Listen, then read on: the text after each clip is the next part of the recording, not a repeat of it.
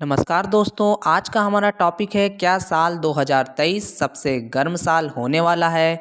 इस पर बात करेंगे विस्तार से, तो चलिए शुरू करते हैं। ब्रिटेन के मौसम विभाग के मुताबिक 2023 में पृथ्वी के औसत तापमान में सामान्य से 1.2 डिग्री की बढ़ोतरी दर्ज होगी। यहाँ सामान्य का तात्पर्य प्री इंडस्ट्रियल पूर्व औद्योगिक स्तर 1850 ईस्वी से 1900 ईस्वी से है। इसके साथ ही यह दुनिया का अब तक का सबसे गर्म साल हो सकता है। अगर ब्रिटेन के मौसम विभाग की यह भविष्यवाणी सच हुई तो सन 2023 लगातार 10वां साल होगा जब धरती के तापमान में 1 डिग्री से अधिक की वृद्धि दर्ज हो रही होगी।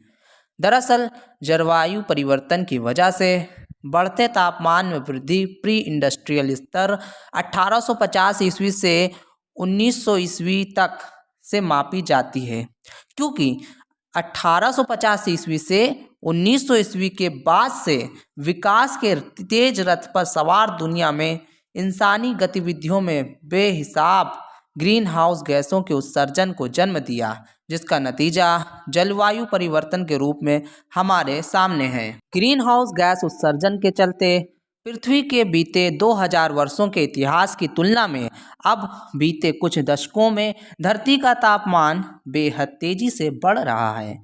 फिलहाल मानव इतिहास में 1850 ईस्वी के बाद से अब तक का सबसे गर्म साल 2016 रहा है, लेकिन आने वाला नया साल 2023 लगता है उसे भी पीछे छोड़ देगा। यह ग्रीन हाउस गैस उत्सर्जन में कटौती के लिए देशों की आवश्यकता पर भी प्रकाश डालता है, जो मुख्य रूप से ग्लोबल वार्मिंग के लिए जिम्मेदार है। वैश्विक तापमान का विश्लेषण कई वैज्ञानिक संस्थानों द्वारा नियमित रूप से किया जाता है। कॉपरनिकस के अलावा नासा, NOAA, बर्कले अर्थ और हैडली वेधशालाएं पूरे वर्ष वैश्विक तापमान की निगरानी करती हैं। वे अलग अलग तरीकों का उपयोग करते हैं, इसलिए डाटा सेंटरों के बीच छोटे अंतर होते हैं। इन छोटी विसंगतियों के बावजूद सभी विश्लेषण समग्र प्रवृत्ति की पुष्टि करते हैं कि हाल के वर्ष लगातार रिकॉर्ड स्तर पर गर्म रहे हैं।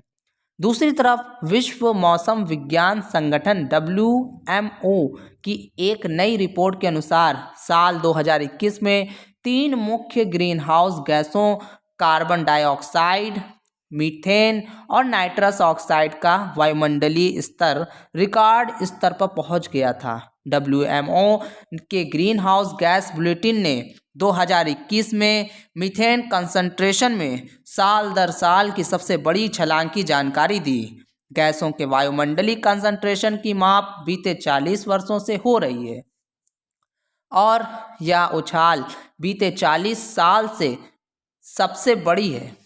इस असाधारण वृद्धि का कारण स्पष्ट नहीं है, लेकिन ऐसा प्रतीत होता है कि यह जैविक और मानव प्रेरित दोनों प्रक्रियाओं का परिणाम है।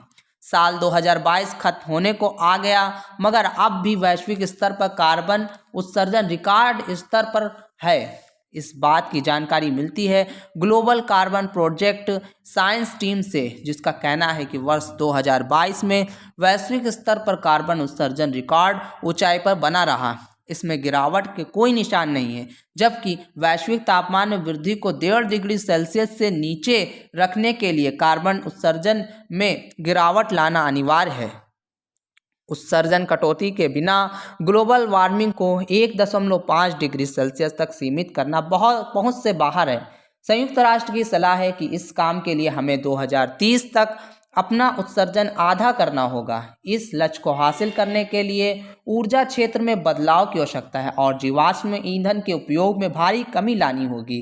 पेरिस समझौते के लक्ष्यों को पूरा करने के लिए अब बस इस एक दशक के अंत तक उत्सर्जन को कम से कम आधा करने के लिए तेजी से नीतियों और उपायों को लागू करना पड़ेगा। अगर ऐसा नहीं किया गया तो संयुक्त राष्ट्र ने भविष्यवाणी की है कि जलवायु परिवर्तन से 30 गुना हीट वेव का खतरा बढ़ जाएगा।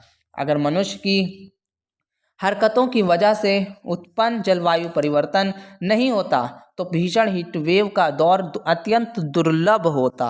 अगर वैश्विक तापमान में वृद्धि 2 डिग्री सेल्सियस तक पहुंच जाती है तो ऐसी हीट वेव की संभावना हर 5 साल में एक बार होगी। कि इस पर क्या राय है, अपनी राय लिखिए कमेंट बॉक्स में। अभी के लिए बस इतना ही, मिलते हैं नेक्स्ट वीडियो में।